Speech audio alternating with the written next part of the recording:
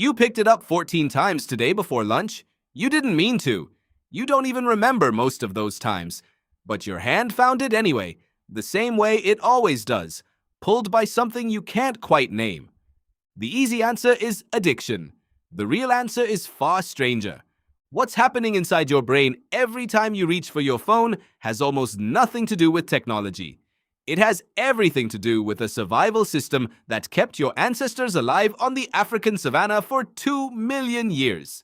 A system so old, so deeply wired into the architecture of your mind that no amount of willpower can simply turn it off. The question isn't why you keep checking your phone.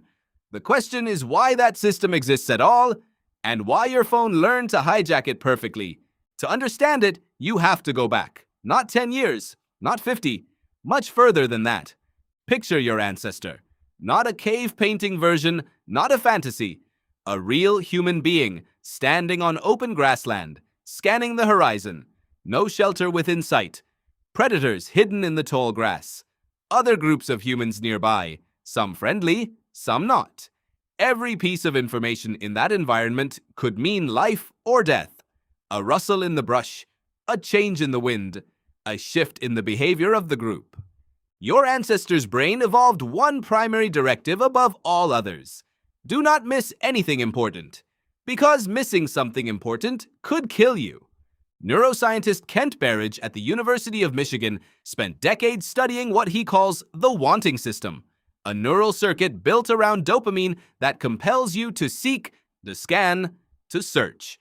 Berridge discovered something counterintuitive. Dopamine is not about pleasure. It is about anticipation.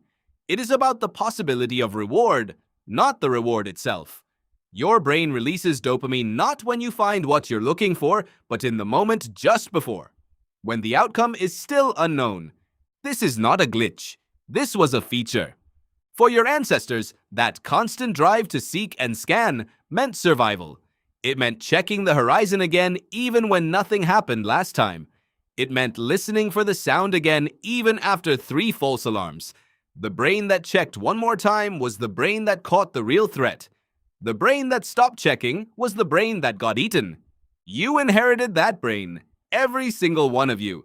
Now look at your phone. Your phone screen is, neurologically speaking, an infinite horizon. Every time you look at it, the outcome is unknown. Maybe there's a message.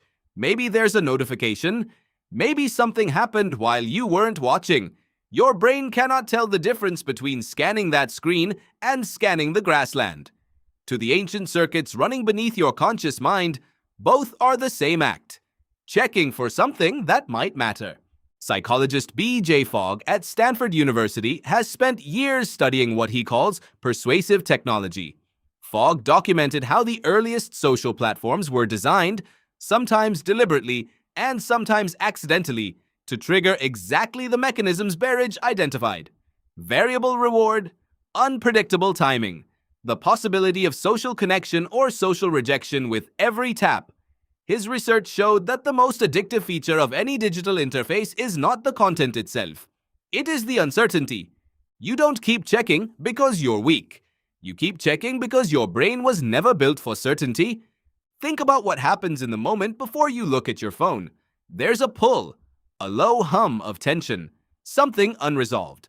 That is dopamine doing its job, driving the seeking behavior that evolution designed to keep you alive. The moment you look, one of 2 things happens. Either there's something there, which gives you a small hit of satisfaction and immediately primes the system to want to check again, or there's nothing there, which creates a faint sense of unease that makes you want to check again sooner. Either way, the behavior reinforces itself. This is not an accident. Around 2009, as the first major social platforms crossed into mass adoption, a quiet change happened in how digital products were designed. Engineers began studying behavioral psychology literature. Slot machine mechanics, the science of variable reward intervals, started appearing in product design documents.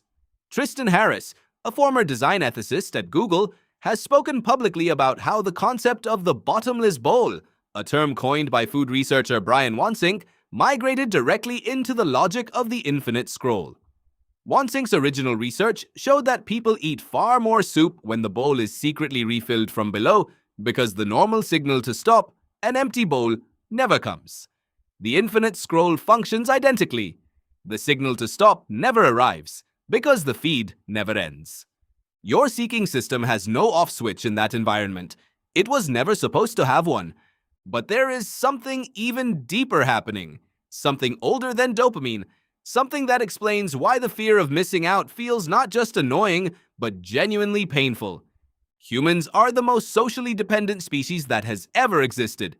Unlike most animals, you are born almost completely helpless, and you remain dependent on other humans for years, for decades, arguably for your entire life. No other creature on this planet requires the sustained cooperation of a group to survive to adulthood the way you do. This meant that for your ancestors, being cut off from the group was not just uncomfortable, it was a death sentence. Social rejection, social exclusion, being left out of information that the group had. These things triggered the same alarm systems in the brain as physical danger. Neuroscientist Naomi Eisenberger at UCLA has demonstrated through imaging studies that social rejection activates the same neural regions as physical pain. The same circuits, the same architecture.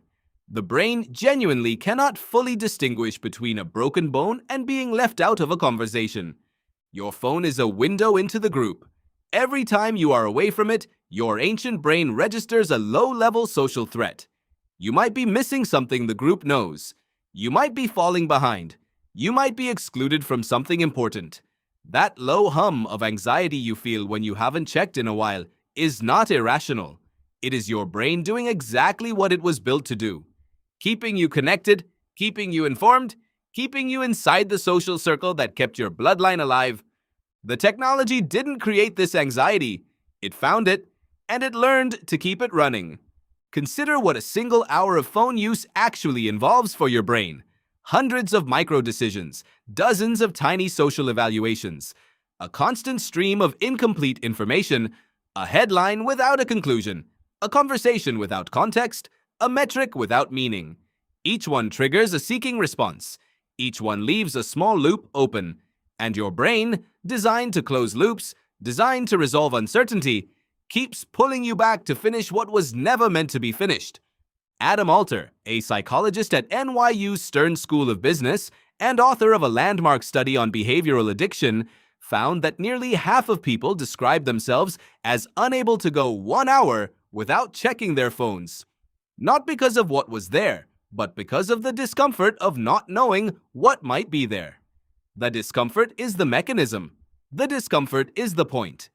Here is what makes this different from every other thing your brain has ever been exposed to.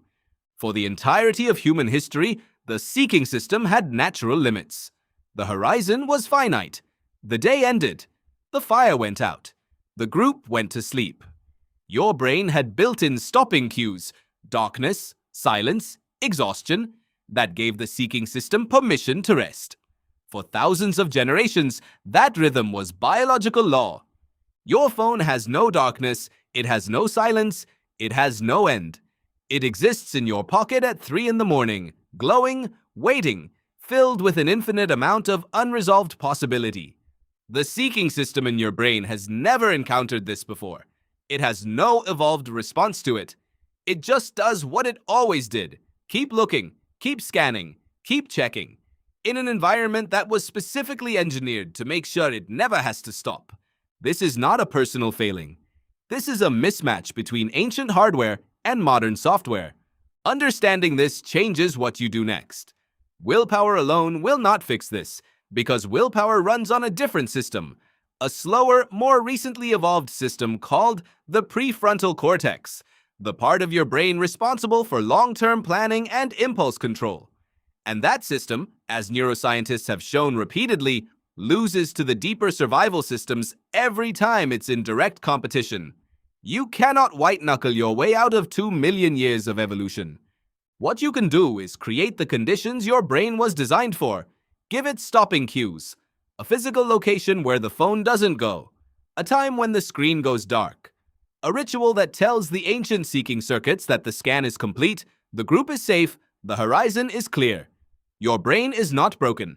It is looking for a signal it never gets anymore. You can give it one.